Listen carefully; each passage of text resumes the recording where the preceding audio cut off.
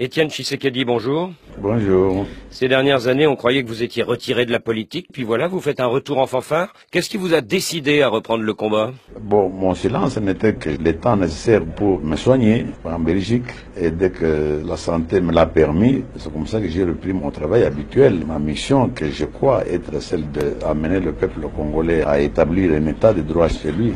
Vous n'avez jamais pensé à vous retirer de la politique? Non, tant que je n'ai pas fait cette mission-là, tant que j'ai la confiance de ce peuple-là, je ne pense pas me retirer. Et tant que j'ai la confiance de ce peuple-là, il va m'élire. Alors vous êtes très critique avec le président Kabila, vous dites qu'il a tout raté, mais il y a l'école primaire gratuite, il y a les investisseurs chinois tout de même, non? Mais les investisseurs chinois, ce n'est pas Kabila qui les a fait, ce sont les Chinois qui sont venus. Oui, mais ça fait venir de l'argent, ça fait construire des routes. Non, mais quand vous dites que c'est de l'argent, tout le monde au Congo est convaincu que l'argent qu'on donne ne va pas dans ce que vous appelez construction des routes ou des ponts, faire tout ce qui est intérêt national. Donc il y a la corruption, c'est ça? Ah oui, elle est à une échelle jamais vue dans le monde, dans l'histoire de l'humanité. Et si vous êtes élu, qu'est-ce que vous ferez de mieux? Mais je commençais par une chose la plus simple, c'est de construire un État. Il y a un État quand il y a cette sécurité et juridique et physique, quand il y a la paix, quand il y a le travail, quand il y a des hôpitaux. Les seuls hôpitaux que nous avons, ce sont ceux que les Belges ont laissés en 1960. Donc quand il y a des routes de serve agricoles pour que les paysans n'aillent pas tous dans les villes et restent chez eux, parce que les routes peuvent les amener à écouler leurs marchandises sur le marché.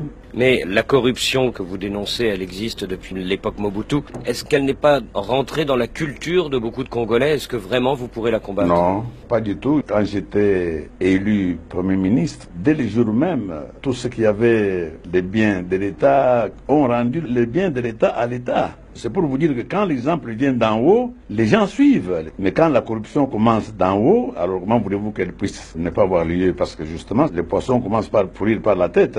Alors ces derniers mois, il y a eu du grabuge au sein de l'UDPS. Vous avez même dû exclure plusieurs de vos camarades. Est-ce que le parti est toujours au bord de la scission après le Congrès? Non, non, pas du tout. C'était une sorte de guerre de succession parce que tout le monde supposait que j'allais rentrer dans un cercueil et j'étais mort. Donc maintenant qu'ils m'ont vu en bonne santé rentrer et reprendre les choses en main, donc tout est rentré dans l'ordre, il n'y a aucun problème. Et vous pensez déjà à celui qui vous succédera dans quelques années? Non, ça, la démocratie s'en occupera. Certains disent que vous pensez à votre fils, Félix. Mais pas nécessairement. C'est un garçon qui a toujours aimé la politique.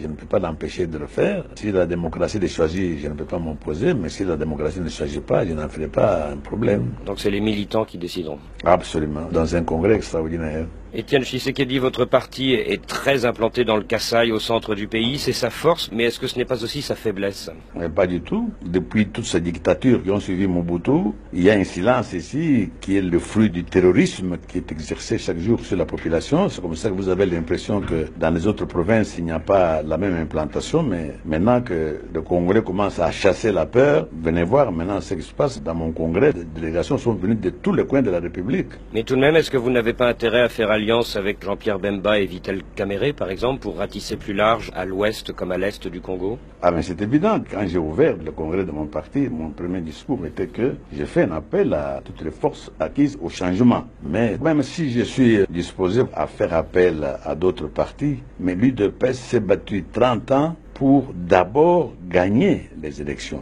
Je vais le faire avec les autres amis dans des plateformes à convenir, mais c'est d'abord sur l'UDPS que je compte. Il ne faut pas que je vous donne l'impression que si je ne me rallie pas avec les autres, je n'aurai pas à gagner. Pas du tout, c'est le contraire. Je fais confiance dans mon parti qui est connu par notre peuple comme étant le seul parti qui a lutté longtemps pour l'intérêt de ce peuple-là. Je sais que l'union fait la force, mais ce n'est pas une nécessité pour moi. C'est-à-dire que votre objectif, c'est une victoire dès le premier tour, mais si ça ne suffit pas, une alliance en vue du deuxième tour. Avec les autres, voilà, c'est surtout à ce niveau-là.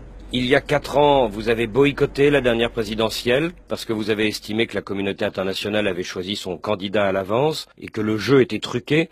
Est-ce que vous êtes sûr que les choses ont changé depuis? Oui, je viens d'arriver de presque 3 ans en Occident. Je sais que beaucoup de ceux qui avaient été impliqués dans ces choix sont maintenant déçus, justement, par leur poulain. Et je crois que maintenant, ils n'ont plus de motif d'être zélés pour continuer la triche. Ils vont absolument laisser le jeu démocratique c'est joué normalement. Et c'est ce que vous avez demandé au conseiller de Nicolas Sarkozy que vous avez rencontré discrètement à Paris il y a un mois? Oui, oui. D'accord, même si vous n'étiez pas là, d'accord, on peut dire que c'est ça. Et est-ce que les Français font partie des gens qui, à votre avis, ont été déçus par Joseph Kabila? Ça, je ne me pas voir aller plus loin que ça. Étienne Tshisekedi, vous êtes un nationaliste ombrageux. Il y a 10 ou 20 ans, vous auriez sans doute refusé cette rencontre à l'Élysée. Est-ce que le Tshisekedi d'aujourd'hui a changé? Oui, d'abord, Tshisekedi a changé parce que d'abord, il faut être réaliste. Nous sommes dans l'ère de mondialisation. On a besoin de tout le monde pour notre développement. Donc, c'est évident que le Tshisekedi d'hier n'est pas celui d'aujourd'hui. Étienne Tshisekedi, merci.